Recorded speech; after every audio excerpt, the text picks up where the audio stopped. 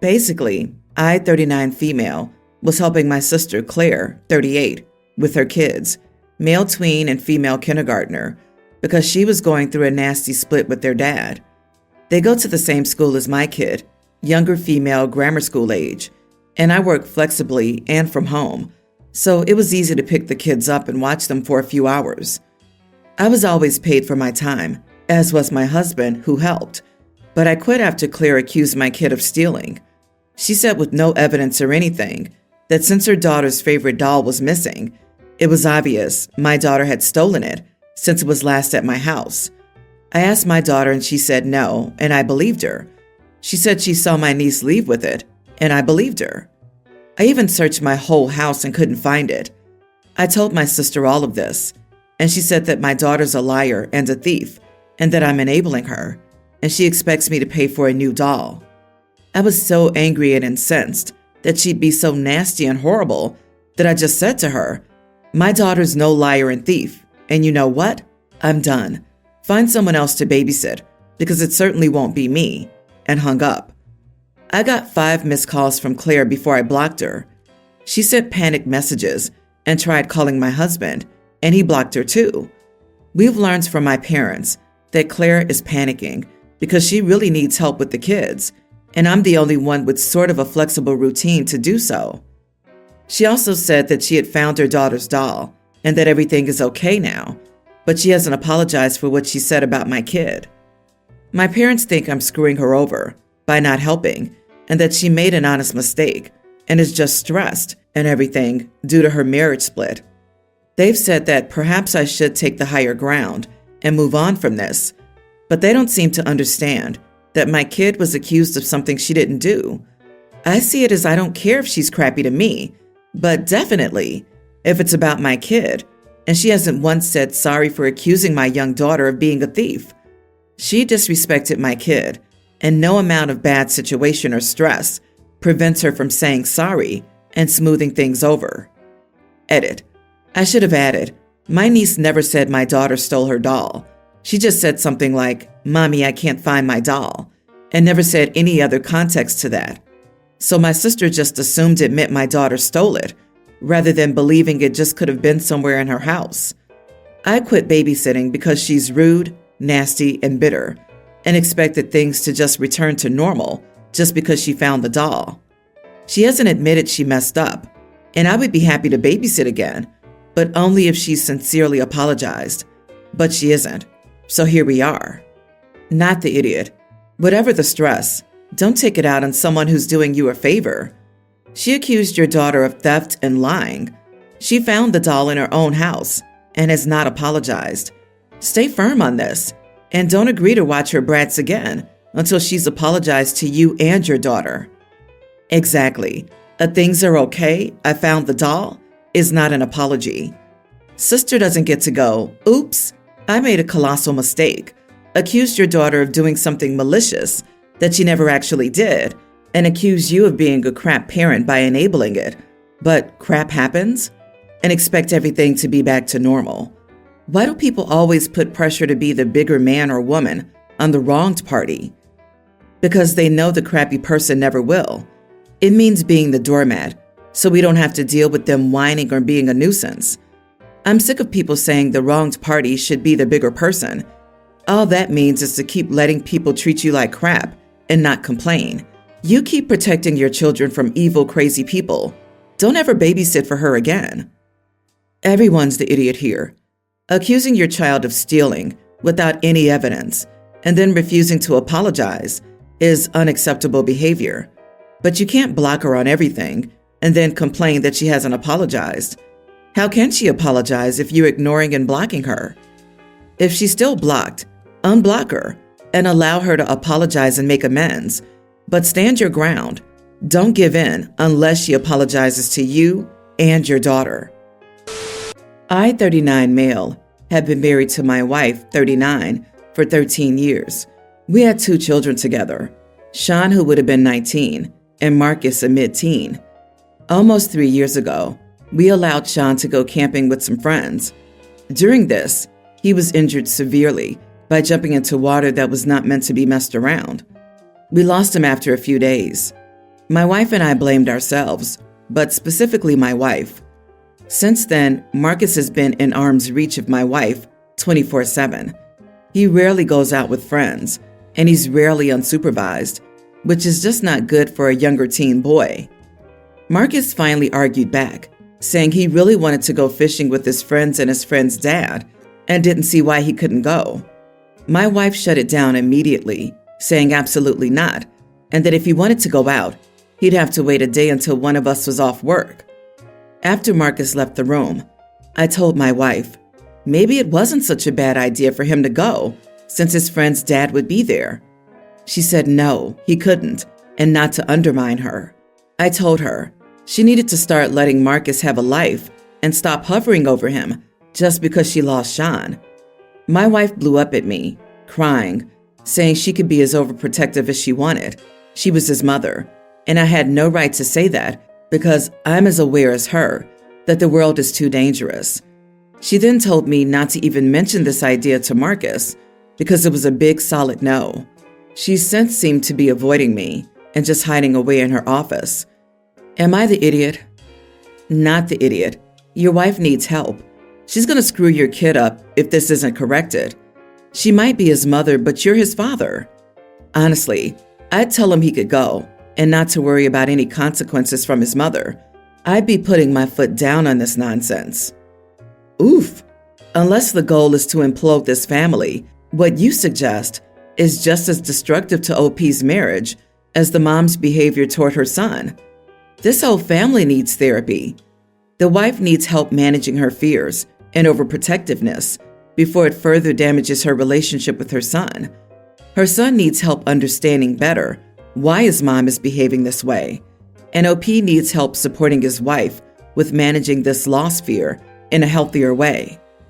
The child is more important than the marriage. Her current wrongness is actively harming her living son during an essential phase of his life when he should be gradually exploring being independent and working on making decisions about safety and so on by himself. OP does not have time to give her time to deal with all of her crap, especially if she's resistant, which it sounds like she is. Her trauma does not justify hurting her child. My dude, Marcus, is grieving his brother too, and he doesn't need to have that compounded with the loss of the freedoms of his teenage experience.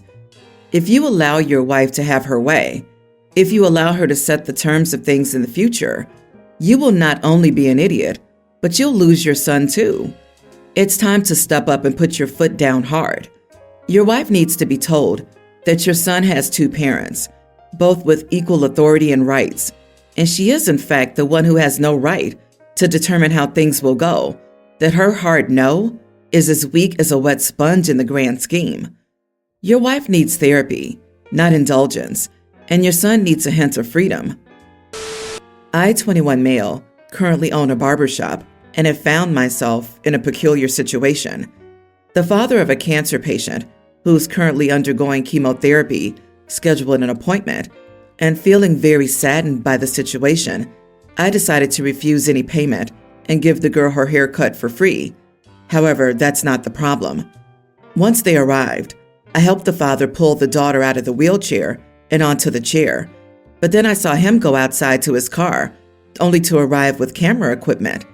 I asked why he was doing this, and he leaned into my ear and whispered how he was going to record this for his daughter and tell me about how I'd shave my hair for the video so they could publish it on their Instagram page. I refused and calmly explained how I wasn't informed about this during the scheduling and that I wasn't going to shave off my hair just for some stupid video. The father then visibly got angry towards me, for some reason, and yelled at me, explaining how I didn't get it and how much work he did to get to my barbershop and schedule an appointment. He called me a rich piece of crap who feeds off the poor and constantly degraded me throughout for no reason. I told him to get out and take his daughter. I explained how I don't tolerate disrespect, and he left while looking at me with a disgusted facial expression, as if I had done something wrong. So, am I the idiot? This moron expected to walk into a random barbershop and strong-arm someone into shaving their head? What an idiot. You are not the idiot. I'd love to see the look on his face if you had offered to shave his head instead, assuming he had hair to begin with. These people are entitled and unhinged. Are you sure the kid actually had cancer? It wouldn't shock me to see some turds faking something like this for Instagram clout. Why would a girl with cancer want some random hairstylist to shave their head in solidarity? OP, the father was out of line, and you were well within your rights. I hope that girl is okay. Gosh, the struggle he's had in life, booking an appointment, my goodness. I'm sure you guys have seen the clip where an older lady with cancer goes to a barber and he spontaneously shaves his head too, along with one of the other barbers. There just happens to be a camera set up filming the whole exchange. Dad is trying to ride that clout. You owe him nothing. He needs to get his head out of the internet for a while. My stepmom saw a comment I made on a Facebook post several weeks ago that said I would probably have my mom in a delivery room with me if she were still alive. The post was from a page I follow, asking expected parents if they thought their mom's presence would comfort them.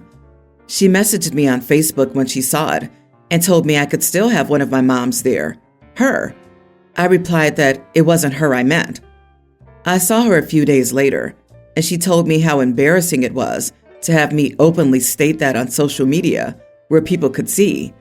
She said most would assume I have two moms and that she would be worthy of being invited. I told her my reply was not meant to embarrass her, but I was being honest about my feelings on the topic. She brought it up more times and tried to advocate for me, saying yes. When I kept saying no, she said I was blessed with two moms, and sometimes I act as though I only have one.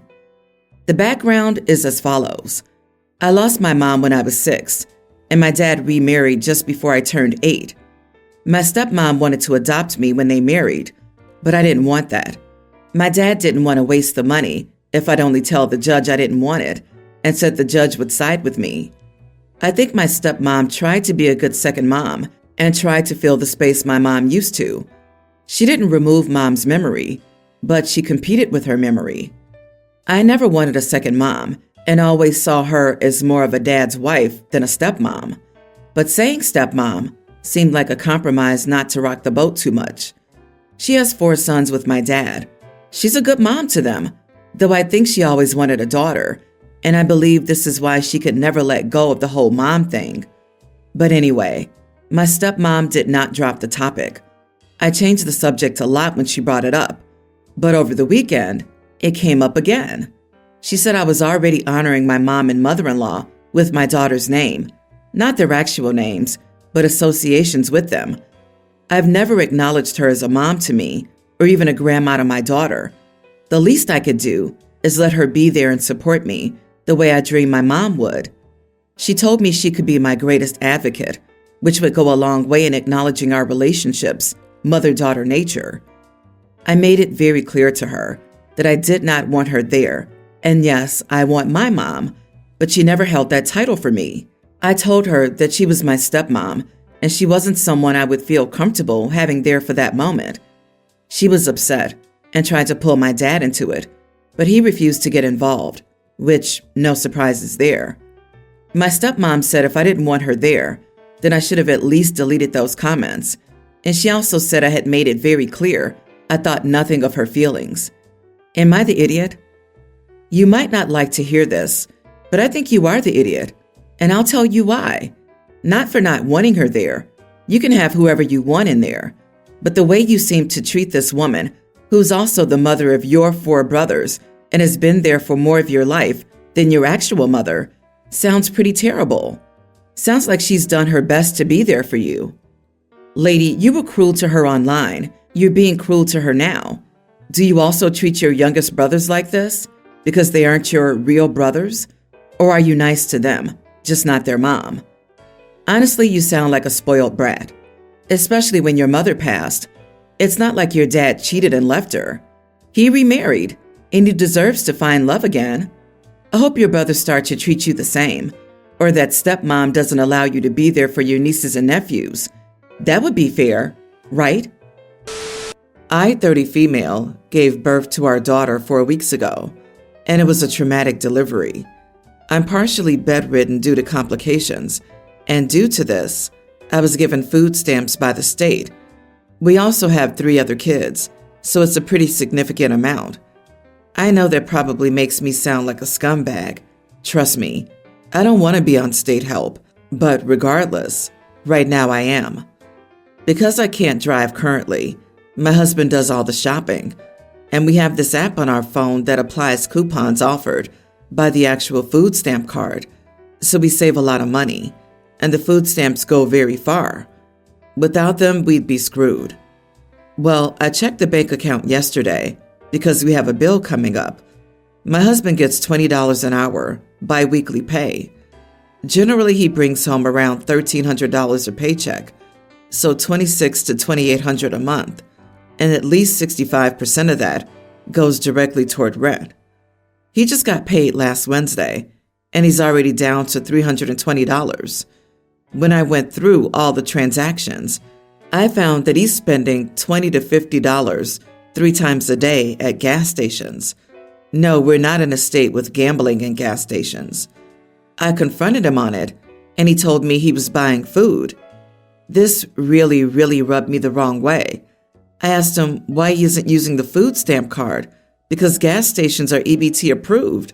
And he said, I don't want to look like a scumbag showing up in a company truck and buying food with food stamps. I told him that maybe he should suck up his stupid pride because we have food stamps for a reason. He's blowing through hundreds of dollars on food and leaving us in the hole when it comes to actual cash. He says I'm an idiot for expecting him to do something like that he's very uncomfortable with, and it makes him feel like a dirtbag. Am I wrong? He has the ability to bring a home lunch, but given that he's so tired in the mornings because our newborn is cluster feeding and up every 2 to 3 hours, he's been forgetting to bring his lunch and just rushed out to work because he's running late. Not the idiot. The gas station is probably one of the most expensive places to buy food. He should be going someplace like Walmart with a grocery list of ingredients for planned out meals, where he'll be more or less anonymous among the large volume of shoppers. He's jeopardizing your family's financial well-being because of his pride and lack of planning. How the heck is he spending up to $150 a day on food at a gas station? Point out that he's not making $150 a day, so to spend that on food, he might as well quit his job. Also, point out that spending $150 on food from a gas station makes him look like more of a scumbag. Also point out that not providing for his family is far more of a scumbag. And also point out that spending $150 on gas station food is the reason you need food stamps. You're not a scumbag for accepting assistance. That's what it's there for. You need to eat, feed your kids, and stay alive. You're doing nothing wrong. Your husband sure has, though. He needs to get a handle on his delicate, fragile petunia of an ego and feed his darn family, using the necessary assistance, and perhaps practice being a stronger person. He truly sounds oversensitive and should learn to control his emotions, or at least not let them control him. OP, he's not buying food. Keep in mind they sell other stuff, cigs and alcohol at gas stations. That amount sounds like he's buying alcohol, tobacco, or something else. This would make more sense than being scared to pull out a little card that no one else in line will probably even see.